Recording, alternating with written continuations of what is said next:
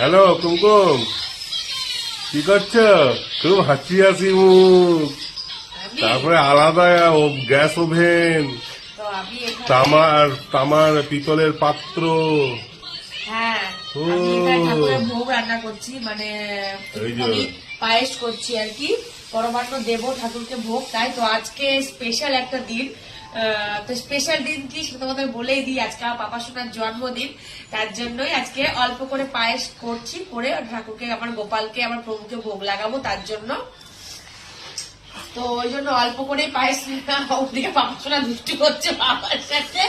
তো ওই জন্য আলাদা করে সকাল সকাল আমি কাজকর্ম সেরে নিয়ে পায়েসটা করছি, করে নিয়ে ঠাকুরকে ভোগ দেবো পায়েস মিষ্টি, তারপরে আমি ওদিকে কাজ করবো।